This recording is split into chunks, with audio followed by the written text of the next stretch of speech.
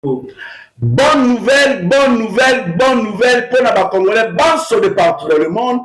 États-Unis d'Amérique m'a décidé de passer à la vitesse supérieure. Après avoir baoutaki kopesa aval nabango, fait vert naba Black Whiter, fait vert naba Wazalendo, fait vert na FRDC, bakoka ko attaquer le Rwanda. Mon collègue le 30 avril 2026. États-Unis d'Amérique baouti ko sanctionné Joseph Kabila Oyazalaka, président en République démocratique du Congo, aujourd'hui chef d'un mouvement terroriste. États-Unis d'Amérique baouti ko sanctionné nakota lisanabino ba point nini oyo États-Unis d'Amérique est touché pour na ko sanctionner ancien président de la République démocratique du Congo, aujourd'hui chef d'un mouvement terroriste, Joseph Kabila. Peut-être en profondeur pour permettre à Bino de comprendre qu'est-ce qui se passe en réalité. De l'autre côté, Bandeko, chaîne Moko ya Rwanda et outil pour annoncer était le FDLR va attaquer à niveau ya Uganda. Bandeko, qu'est-ce qui se passe? Chaîne Rwanda et Talisiete ba FDLR va attaquer na Uganda. Mais Motuna Mozali awa Bandeko, pour comprendre eza coup ya Kaguta Yoweri Museveni na Paul Kagame. Directement l'Ouganda annonce bazo déployer ba militaire na bango pour na contrer menace ya ba FDLR. Bandeko, je pense bien besoin na kati ya comprendre. Eza lisusu na point moko moyeli ngai. Nzela nini ba FDLR wana baleki po bakoma na Uganda.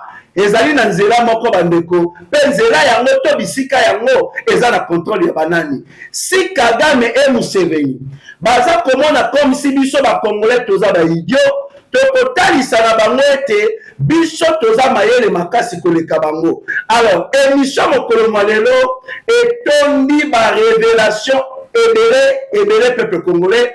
En retour nazali kosenga na bino bokoka ko like massivement émission oyo bo partager yango esa la tour du monde botika ba commentaire na bino et surtout bandeko bobo sanate ko s'abonner na KN8 télévision aussi na Petruza télévision. Bonne nouvelle na niveau ya Katanga bandeko, l'armée congolaise bauti ko récupérer bisika oyo bakatakatanga ba totaliser 2 semaines ya ko contrôler yango. Population bazalaka na poana bandeko bakanga bisaka na bango tout la musi ya zaza. Le gouverneur Aïdi Grand Katanga Monsieur Martin auti ko annoncer pe ko féliciter FRDC pe ya kobenga na baye oyo bakimaki bisika wana bakoka kozongela bafoye na bango. Bandeko tokobeta lisolo yango bisika yango ezali bisika kani. Armée ya Zambie oyo ekotaki na province ya Tanganyika baokipaki de localité na tango na koloba na bino mapinga ya mboka ya Congo erécupérer localité moko. Localité yango ezali bisika kani bokoyeba yango na émission ya mokolo mwalelo. De l'autre côté bandeko, ça chauffe. Mokonza mboka ya Congo Félix Antoine Tshisekedi Tshilombo autaki koloba na ba ministre na conseil de ministre atalisi na bango ete azali ko réajuster gouvernement kolongola baye oyo bazali makasi te kokotisa baye ya sika oyo bakoki kosala eloko. Alakaki même na ba ministre ebele ete boyeba yango baye oyo bazalaki na kuto ba complice contre la République démocratique du Congo, justice ekolandela bango. Directement Vital Kamerhe Wakaningi Kingi. Au moment où Maman Judith Tuluka Suminwa aza na kati ya kotravaye pona kozwa bato mosusu ya sika na kati ya gouvernement na ye, Kamerhe auti kosenga ministère nini? Hey bandeko, Kamerhe asengi ministère nini? Bokoyeba yango awa bandeko bisika bozali. Je pense bien bokoningana. Bonjour et bonsoir chers fidèles internautes de partout dans le monde, j'espère que vous allez bien. Merci beaucoup à nos Congolais banso de partout dans le monde, car nous allons comme on a du jour au jour, vous allez renouveler confiance na bino na ba chaîne na biso KN8 télévision aussi na Petrouza télévision. Tozali comment est-ce que vous allez vous abonner, tozali comment est-ce que vous allez vous liker ma émission, tozali comment est-ce que vous allez vous partager ma émission, tozali comment est-ce que vous allez vous tika ba commentaire na bino ezali ko talisa ete tozali ensemble tozali ko bunda kaka pona mboka na biso qui est la République démocratique du Congo. Les diaspora congolais de partout dans le monde nzoto libanda ya mboka memolema na kati ya mboka ya Congo oyo ekoma bilei na bino ya tango nyonso ya koluka koyeba mboka ya Congo elalaki ndenge nini, mboka ya Congo elamuki ndenge nini, mambi matali politique ya mboka ya Congo makambo ezali ko se dérouler lo lenge kali. Voilà, avant tokota na dossier motali ancien président de la République démocratique du Congo, aujourd'hui chef d'un mouvement terroriste, Joseph Kabila Kabange par son vrai nom Hippolyte Kanambe Kazemberede. Avant de continuer dans le dossier, de la insécurité grandissante à Kinshasa. Bandeko, na ville province de Kinshasa, vous allez traverser na phénomène moko ya insécurité. Oyo vous allez battre le ministre de l'Intérieur, ministre de l'Intérieur provincial, commandant de la ville province de Kinshasa, Azali wapi bandeko. Bandeko, insécurité incroyable. Ezali na ba criminel. Ba criminel moko na mokolo mwalobi na ba 4 heures du matin na commune de Mongafula, drame moko bouleversant et se produit oyo un monsieur na kombo ya Trésor Mbaye, jeune père de famille, abundaka dignement pona kozwa en charge ya libota na ye. Nanzela ya kokumba moto, voilà, taxi moto. Il a été violemment attaqué par des hommes armés. Batona mando qui va attaquer. Babundani babenda moto na ye, yepe en état mobile, il a résisté. Directement bandeko babeti ye masasi. Bazui mbongo na ye, bazui na moto na ye bandeko bakei na yango. Le monsieur en question bandeko nzoto na ye lali na mabele ebembe. Azali moboti ya mwana moko. Na tango yo mwana atikali sa papa. Na tango yo molongani atikali sa mobali. Mwasa ndimaka teke un jour bakobenga ye veuf. Mwana ndimaka teke un jour bakobenga ye orphelin to orpheline ke azana papa te. Mais botala à cause ya ba criminel oyo sans cœur sans pitié. Bazui papa ya batu bakotisiye na mabele. Babiloko ya commandant de la ville de Kinshasa. Est-ce que azali kolandela makambo oyo? Il y a des choses où ils allaient coller la ville province de Kinshasa dont vous avez une idée. Bauti kokanga motomosusu na Kinshasa azali kotambola na mosuni ya mutu en décomposition. Na kanti moko ya ble bandeko na kati na yango musuni ya mutu en décomposition. Bakanga kayete bakangi. Tosengi vraiment balancer vraiment mon salaire makasi pour mettre un terme à l'insécurité oyo pour alire oyo ezali kokendele et à kokendele na lire moko ya mabe et ju en plein moko ya mabe ba kinois na ba kinoise ba komi kobanga bazoye bate soki na bimini le kokomela ngai bandeko na éviter. Là j'interpelle le VPM de l'Intérieur maître Jacques Chaban mention oyo ba kotisa ki contre ye. Mais ba réussir te koko isaïe. Donc azali toujours na ebonga na ye a s'impliquer vraiment ya makasi pour na kotali saete aza vraiment l'homme qu'il faut à la place qu'il faut. Le commandant de la ville province de Kinshasa de la police na éviter ceux qui n'a pas le bani. Le sénateur Jekoko Mulumba lobela eloko oyo mais ba fongola ki bambona bango ba pesa ka bango bakanyaka pour na ko défendre ka bango. Pour s'attaquer à sénateur Jekoko Mulumba. So bamakambo eza na kati ya kosalema. Est-ce que le sénateur Jekoko Mulumba azalaki na raison to azalaki na raison te? Réponse Ezali, Azala qui n'a raison. Tous les qui n'a été comme sauce. Voilà. Joseph Kabila, ancien président de la République démocratique du Congo. Le début du commencement de la descente aux enfers de Kagame et Joseph Kabila.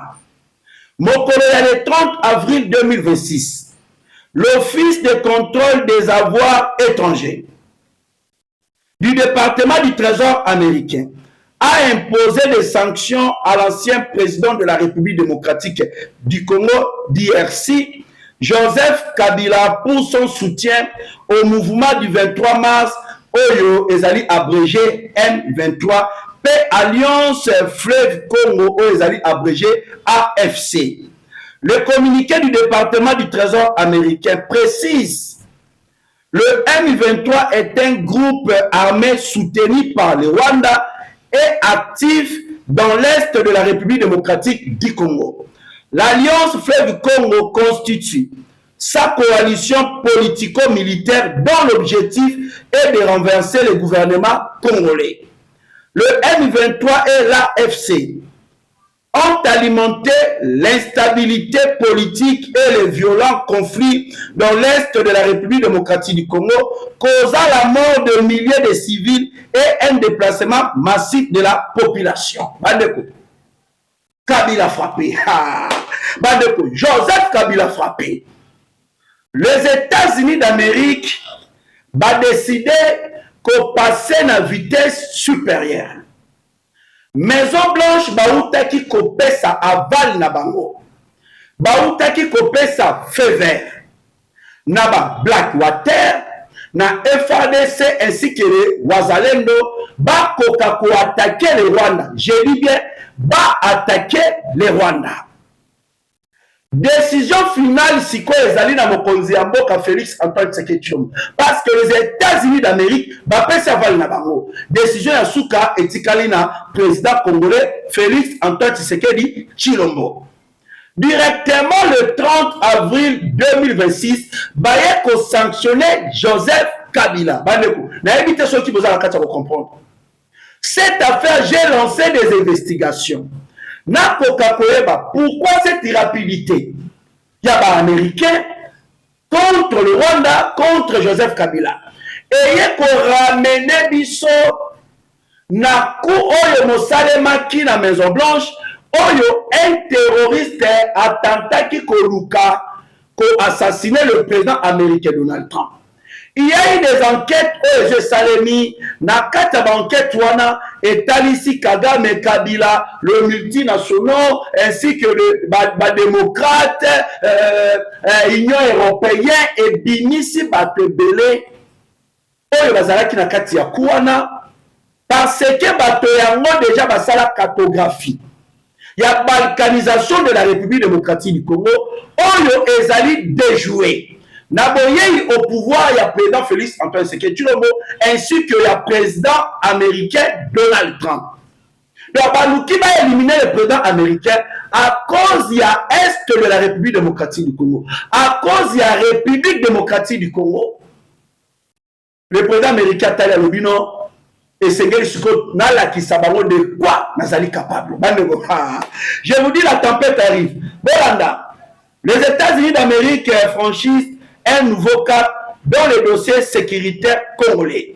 Après avoir ciblé le soutien rwandais au M23, Washington s'attaque désormais à une figure centrale de la scène politique congolaise, l'ancien président Joseph Kabila. Cause dans la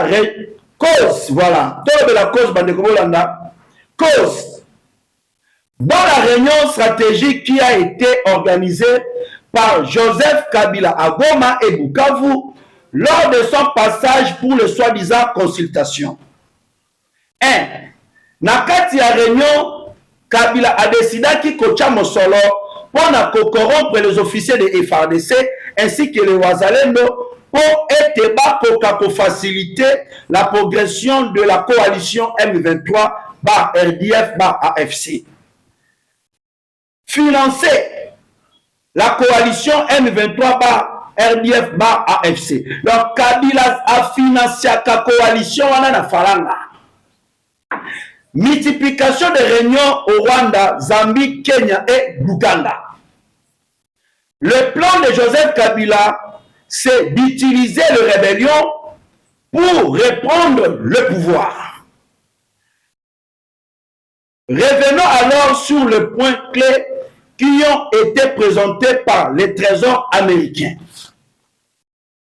Joseph Kabila a fourni un soutien financier à la coalition M23-AFC afin d'infliger la situation politique dans l'Est de la République démocratique du Congo. Corrompre les éléments de FARDC afin défection et rejoindre la coalition M23-RDF-AFC.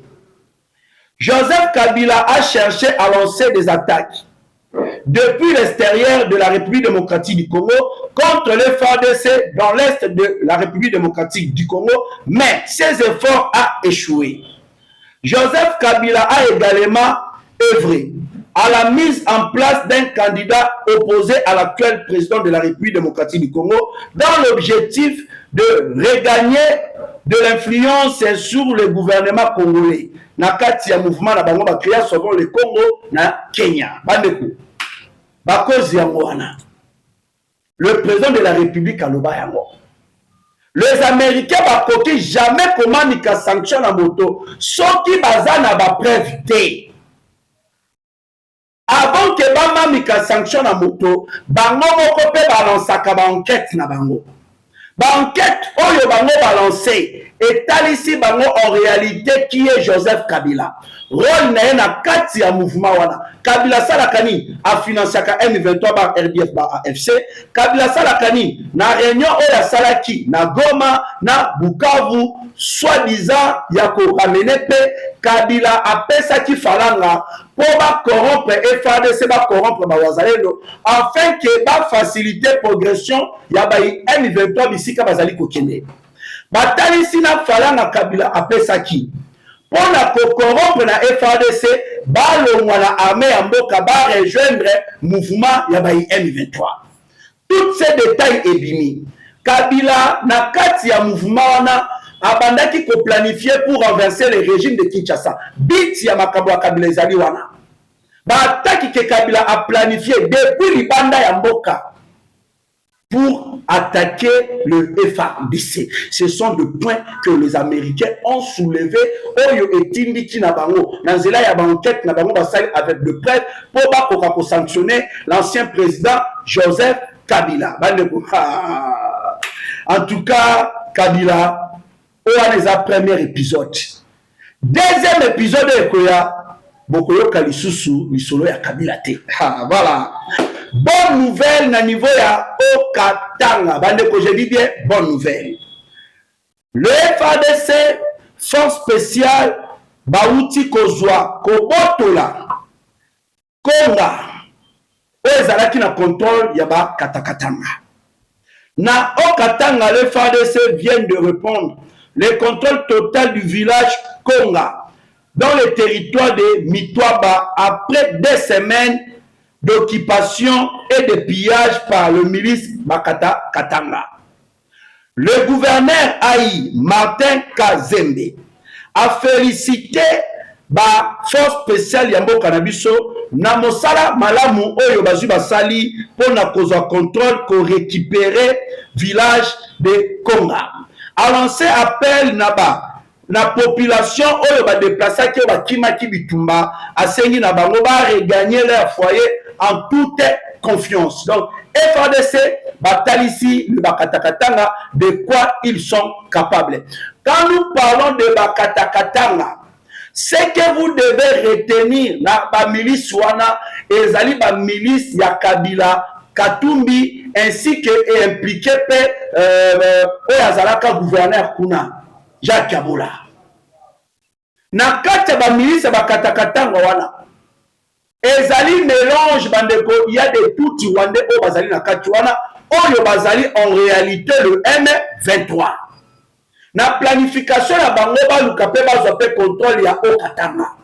Mais heureusement na ba jeune oyo mokonzi mboka a investir makasi ya kotinda na bango ba formation militaire États-Unis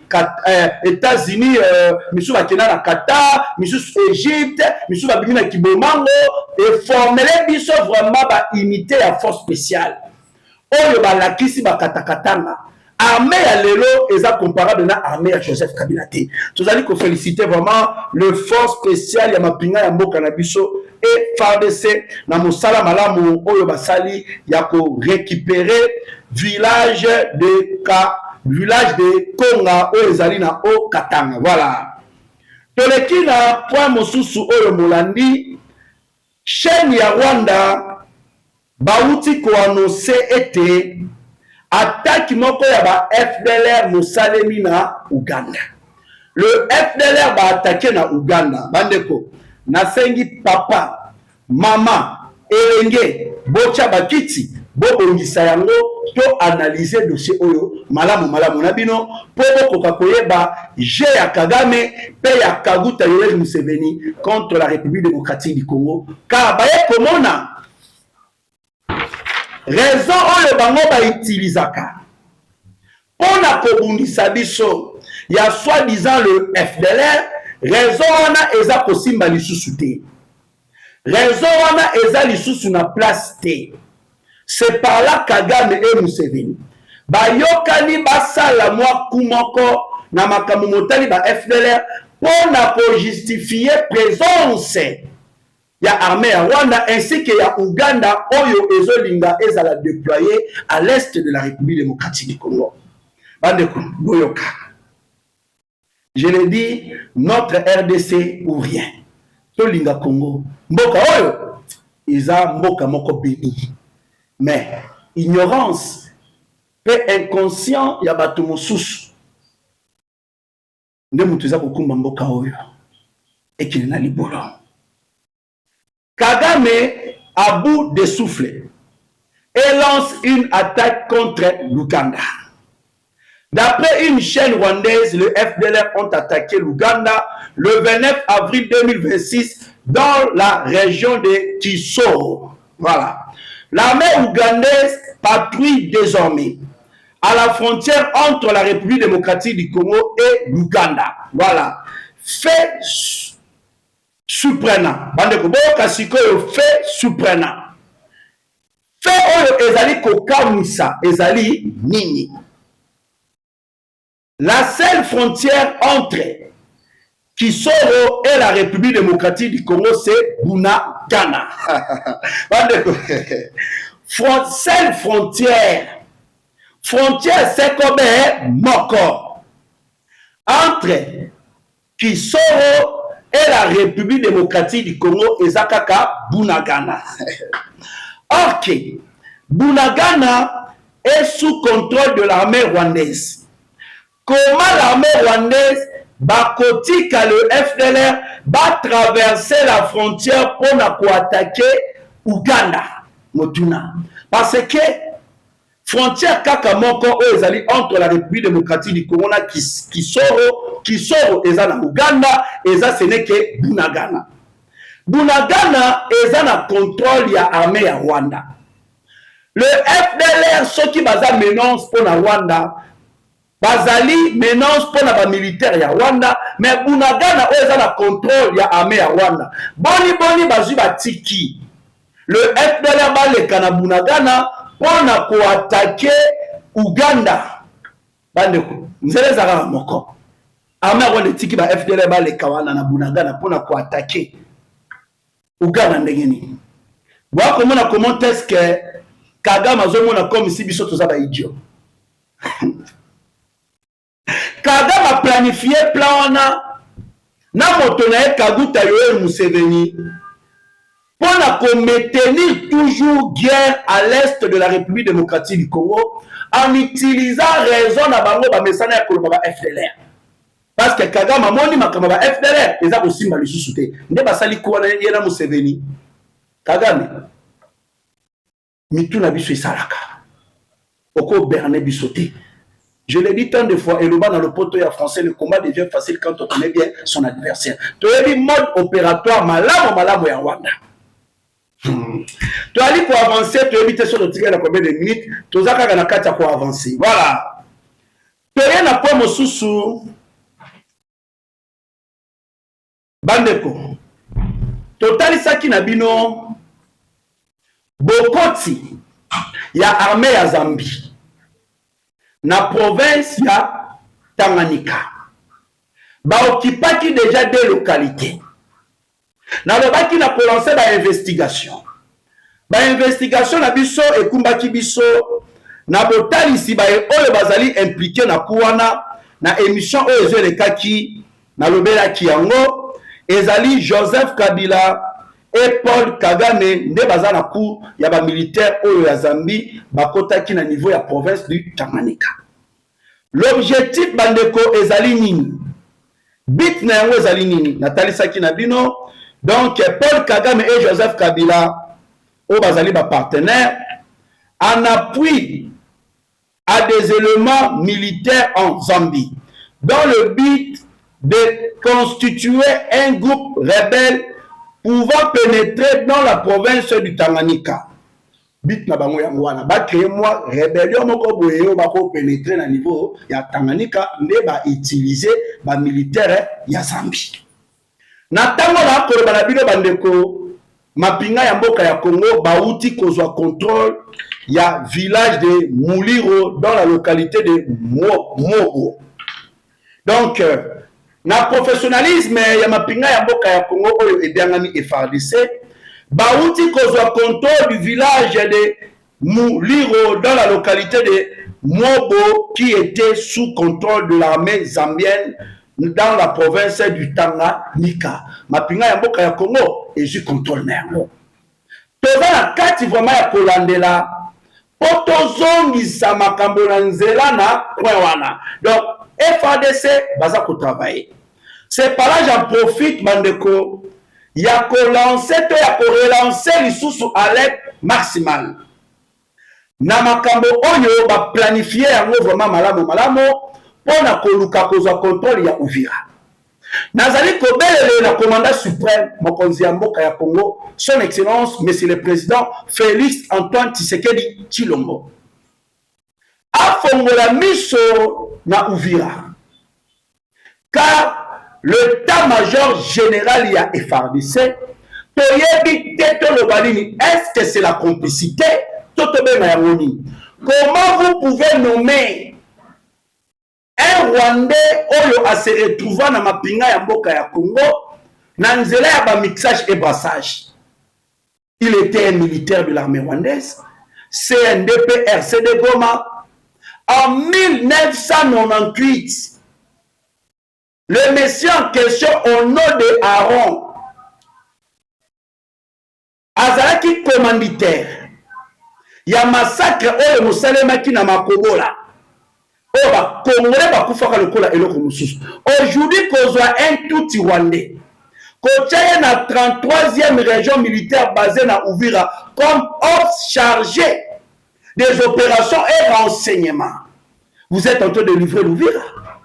Le monsieur en question le Kaliboso Abandi est un conflit na Bawazalendo. Est-ce que le président de la République a bien été état-major général congolais et nommé un tout Rwandais na 33e région militaire basée na Uvira? Tout cela c'est pour faciliter. Le M23 base au contrôle ya Uvira. Attaque Esimba en commençant d'abord par attaquer les Wazalendo, pour fragiliser les Wazalendo. C'est ça, bandeko. Wana ezaka ka parenthèse pour la lobby. Nako banda ko flasher kaka dossier wana chaque jour. On nous signale totikali na 3 minutes. Boyebi bakama malamu erume la kate. Na 3 minutes wana toza ko solola dossier ya Vital Kamerhe Waka Nyingi King. Voilà. Bande bitumba ezaliti. Bitumba ezali. Namoni communiqué moko ya secrétariat exécutif de l'AFC bar M23, le cabinet du secrétaire permanent chef de l'exécutif. Balobi communiqué oyo est concerné parti oyo ezali na contrôle ya gouvernement congolais. Ezo concerné kaka parti oyo ezali na contrôle ya ba M23 bar AFC. Communiqué officiel numéro 002/SP, il y a AFC/M23 2026. Le secrétariat permanent de l'Alliance Fleuve Congo/M23 porte à la connaissance de l'ensemble de la population vivant dans les zones sous administration de l'AFC/M23 qui, à l'occasion de la journée internationale du travail, la journée du vendredi le 1er mai 2026 est déclarée fériée et payée sur toute l'étendue de l'espace libéré. À cette occasion, le secrétariat permanent de l'AFC/M23 souhaite une bonne fête de travail à tous les travailleurs. Il invite par ailleurs toute la population à s'approprier le valeur de paix, d'unité, de solidarité et de cohésion sociale et à la culture du travail. Donc, communiqué la bango yangwana fête à Goma le 30 avril 2026 pour le secrétaire permanent chef exécutif de la AFC/M23 Kaneza Tenzenza. Bandeko boyo bakomba batoyo botala ba avanti beaucoup za frappe oki beaucoup za frappe tokota na caméra. Voilà, mais c'est Vital Kamerhe wakaningi kingi ozawa pidima makamuni ozali na kati ya kosala. Voilà, bandeko boyoka qu'est-ce que Kamerhe aza na kati ya kosala. Le chef de l'État alobaki na ba ministre na conseil des ministres et molekaki ya botali sina bango ke aza ko réajuster gouvernement. Donc veut dire bato yo baza makasi te balongwa bato ya malamu basala nini bakota baye oyo baboni bakokoka leo bato bakokoka ko travailler na vision na ye pona ko répondre na ba besoin nyonso ya peuple congolais. Donc tozo kende na gouvernement souminwa 3. Encore Vital Kamerhe au cœur des tractations. Qu'est-ce qui se passe? Voilà. D'après des personnes proches des institutions, Bazali a confirmé le remaniement du gouvernement souminois. Et ici, le nouveau gouvernement que prépare Judith Tuluka souminois fait déjà objet de beaucoup de discussions dans le camp du pouvoir. Un point important concernant Vital Kamerhe. Au début, Vital Kamerhe, il devait être devenir vice-premier ministre chargé du budget. Mais ce poste a finalement été donné à Adolphe Muzitu après décision du président Félix Antoine Tshisekedi Tshilombo. Donc Kamerhe abandaki koluka comme vice-premier ministre na budget. Makambo wana chef de l'État asepela kitaboyaki. Boyebi Kamerhe bisika mbongo ezaliti.